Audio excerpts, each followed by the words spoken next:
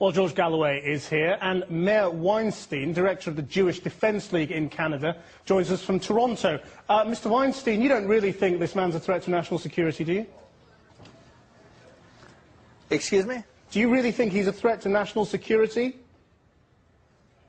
Absolutely. Why? He is a threat to national security of Canada. The reason why is because a couple of reasons. His unyielding support for the Hamas and the Hezbollah. He is a proxy agent of these organizations. On his very website, he wrote an article where he says, "I glorify Hezbollah and I glorify the leader of Hezbollah, Nasrallah." Also, just a short while ago, he gave money to the head of the Hamas organization in Gaza. And he has given speeches encouraging the building of tunnels and the bombings, and any man who supports Hamas the way he does and Hezbollah the way he does is in favor of educating children to become suicide bombers. He's a danger to this country. Let me just introduce you to George Galloway. What would you say? Well, when they gazetted this decision in The Sun this morning, which tells you a lot about the kind of government they have in Canada, they said it was about Afghanistan.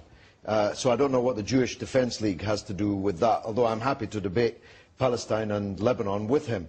Tony Blair met with Hezbollah just yesterday. The British government has just announced that it's resuming talks with Hezbollah. And the reason is obvious, as we found in Northern Ireland. You can't pick and choose who other people have to represent them. And both Hamas and Hezbollah have the benefit, unlike your guest in Canada, of being a democratically elected political force. Now, I think the reference to Hamas is about the aid convoy that we took to Palestine.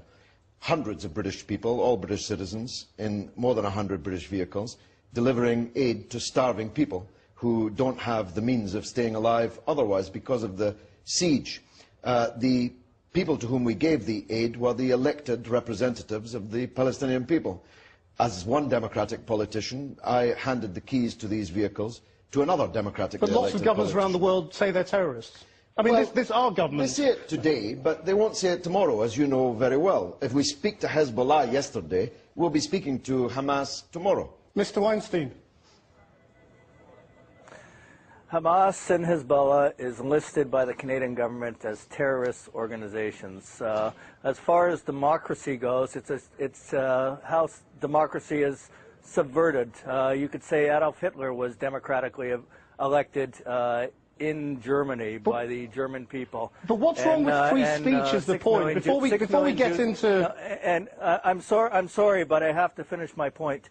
And 6 million Jews were murdered then by the Nazis. The point is that Hamas says that in their charter that it is their goal to destroy Israel and to kill Jews where they are. That's in their charter. But what is wrong with free speech? What is wrong with... We should support Hamas.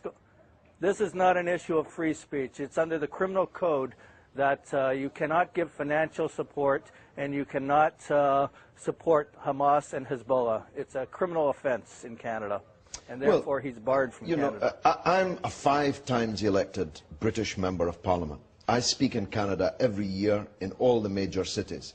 I've done and said nothing in the last 12 months since I was in Canada that would warrant this decision. And they'll have to defend it in court because the organisers of the tour, the public that did want to hear me, are going for a judicial review of this decision. But do you think this is really about Afghanistan? I think it's really and the about popularity of Canadian troops there? I think it's really about the upcoming Canadian elections in which the neocon, pro-Bush government of Canada is about to be gutted, just like the US Republicans were.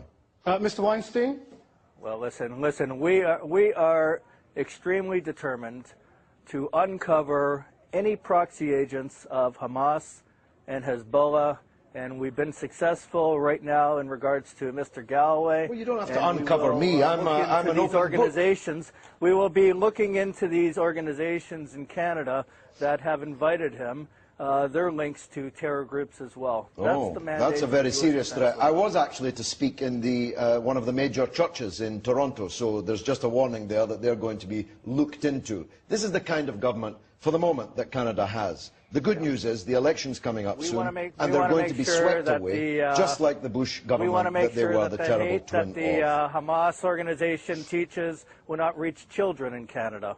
And we're going to do our utmost to see to it that proxies of radical Iran are kept away from Canada. Okay, are you going to go? Are you going to try and get into Canada? I'll be there on the border, and if I can't cross the border, then I'll address those who want to hear me in Canada by other means. There are plenty of other means. We're not at the mercy of your friend in Toronto. If he uses those other means, if he uses those other means, we will see to it that the Canadian government will be monitoring every individual and organization that will have anything to do with it. Again, no funding from Canada. It sounds like it's going to be a battle of the Loudhalens. These are very venal and brute threats which are being made by your guest against Christian groups and other peace groups in Canada.